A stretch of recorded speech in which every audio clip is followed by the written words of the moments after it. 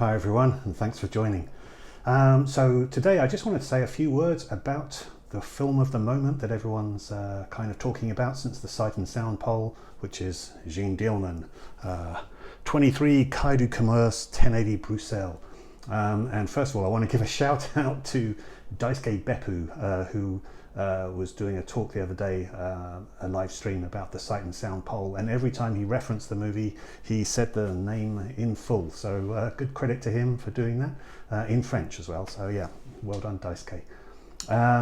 But yeah, when I posted my reaction video just the other day about the Sight and Sound poll, I commented in that video about how embarrassed I was by the fact that I had Jeanne Dielman in my Criterion Collection, along with actually Mulholland Drive, and those were two films that were in the top 10 of the Sight and Sound poll that I had not yet seen.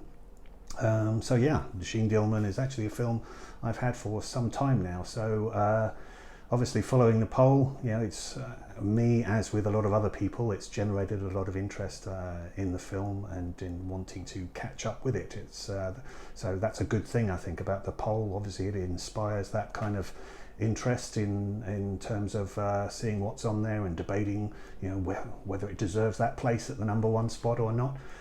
You know, what actually is this film? Why is it leapt that high? So yeah, it was time for me to watch this. I watched it last night, and first of all, I think the couple of things about why I had been put off from watching this. For sure, it's got a 3-hour 20-minute runtime, so that definitely was kind of one where I pick it up and think, yeah, I'll watch that another time. And then of course you can like binge watch 6 hours of something like Love is Blind, which is very embarrassing to admit, but there you go. Yeah, and then another reason is just paying attention stupidly to some of the like remarks that people make about films, and it kind of puts you off sometimes. You know, you hear words like, oh, it's experimental, nothing happens, it's really, really dull, you know, things of that kind of nature. So again, I think, yeah, whilst public opinion and things like that shouldn't influence whether you watch something or not, it nonetheless sometimes does.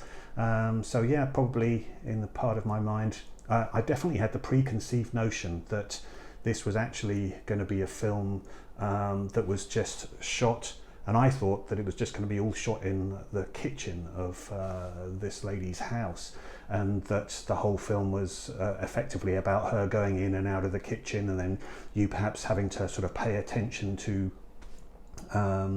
things that might be misplaced in the kitchen, or I don't know, something like maybe she's left the toast on, or maybe she's left some milk out and hasn't realised, and then the milk's going green, or you know, things like that. I thought that perhaps the film was going to be that kind of thing, because people were certainly describing it as a, you know, an art film, or a you know, experimental avant-garde, all this kind of stuff.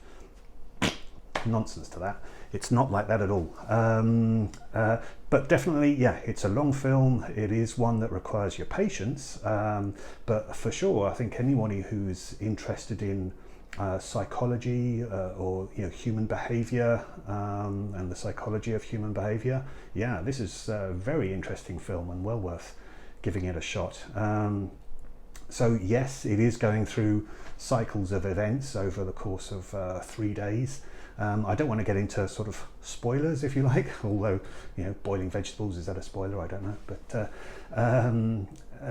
but yeah, I mean, like I say, it's really about concentrating on the minutiae of this woman's life and what she needs to do to be able to control her environment and her life.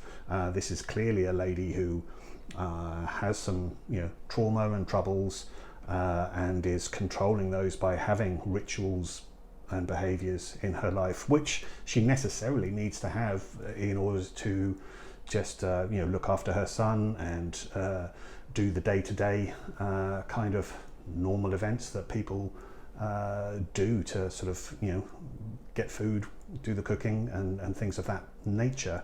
But she's contrasting that domestic role with a a sexual role as well, because she's also having to get her money from, sort of performing tricks. So there's that interesting balance between, like I say, her domestic role and this sexual role, and coordinating her day so that she can do things around both, and then how stress events or whatever can then interfere with that routine and those rituals, and how it can all prey upon you. So I think there's actually loads here that's really interesting. So I definitely, for anyone that's sort of still put off by watching this, by listening to this nonsense that it's nothing happens and it's all just repetition, it's not that at all. I mean, like I say, there's for sure there's going to be people who perhaps haven't had life events yet that give them that kind of experience of knowing what it's like to deal with repressed emotions or stress or things of that nature, and this just isn't going to interest a lot of people, so I get that. But like I say, if you concentrate on what is not spoken and what is being done to deal with a situation, then yeah, this is quite a fascinating film, I found. Actually, I found some of it quite sort of relatable. I mean, I don't know, I'm sure a lot of people can think about stress and how they manage stress in their own lives. I mean, I don't know about you, but for sure I can think of certain times when, I don't know, maybe you'll get up and you'll grab an object or whatever and think you're going to start doing something, and then you put it down and do something else. Or maybe you've got a cup of coffee and you're stirring your spoon a bit too rigorously, or things of that kind of nature, or chopping up your vegetables vigorously, or something of like that. So it's all kind of how you put your emotions and stress into activities rather than actually dealing with them or letting them come out in other ways. So yeah, I thought there was lots here that was really, really interesting. And again, without wanting to sort of go into talking about it in too much detail for anybody who hasn't seen it. But yeah, just talking about perhaps a couple of events. I mean, there's a scene sort of towards the end where she goes to a cafe, and it's a cafe she's been to before. She's gone in there, just she's done a few chores, bought groceries, goes to this cafe to sit down and have a cup of coffee, and it's a moment of silence. She'll go through the ritual of putting her sugar lumps into her coffee, stirring that, having her coffee, drinking it, sitting in silence and looking away, and then leaving and saying goodbye to the waitress. But then in the film we have a section where she's gone into the cafe later than normal. Someone else is sitting at the table that she was sitting at before, doesn't say anything, she just goes and sits at another table. The waitress that she was dealing with before has gone home, finished her shift, so she's dealing with somebody else. That waitress does bring her a coffee, but again, without actually saying anything, it's just this feeling of tension of her realizing that her routine has been messed up here, and this is not what's going to give her balance that day. It's someone else is in my place. I don't want to just sit here and have my coffee now. I just want to get up and leave. So I mean, it's all unspoken, and for a casual observer, you're just thinking, oh well, it's just someone who's gone into a cafe and they're sitting down, and then they go up and they go again. What's the point of that? But yeah, no, I really have a look at those kinds of scenes, and there's a lot you can take in from them. So yeah, for me, I'm really glad now that I've watched this film, and yeah, whether or not, I mean, it would be sort of my choice for a number one. I mean, gosh, that's a whole different conversation. But I get why. I now understand why it's been so prominently recognised, and I think that's just a really interesting kind of conversation. For sure, I've been looking just on Letterboxd over the last couple of days, and clearly people are taking note. I mean, The reviews, I think, have gone up by, you know, a couple of hundred or so.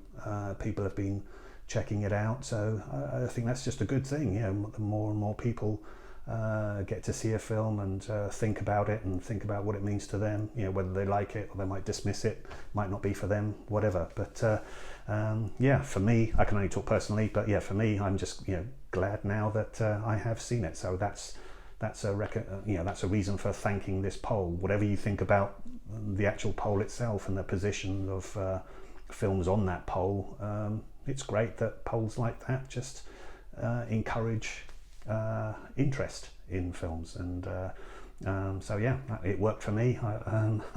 Yeah, like I say, I was very embarrassed when I realised, gosh, this has been sitting on my shelf for ages and I still haven't checked it out. I have previously seen Chantal Akerman's News from Home, and I did like that. I didn't like Hotel Monterey so much. That's a very dark and dingy and gloomy film. This film is too. I mean, certainly I don't think Chantal Akerman was inspired by Powell and Pressburger or Douglas Sirk at all, because there's no bright colour in her films, but yeah, it certainly suits the mood. She gets the mood very right to suit the feelings that she's trying to get across here. So yeah, anyway, I will stop talking now because I probably said too much, but yeah, I just wanted to share some thoughts, and like I say, really, if in some small way it can just encourage people who have been like myself, perhaps, you know, dismissing the film before, thinking it's experimental, an art house project, or, you know, nothing happening, you know, set aside those thoughts and give it a go. Yeah, it's not going to be your sort of Friday night sit down with the family kind of film, but yeah, devote some time for it, and hopefully you'll get something interesting out of it. Anyway, thanks very much for watching. I will try and post some more videos. I'm trying to still get used to all the whole YouTube thing, even though I've had this channel for quite some time.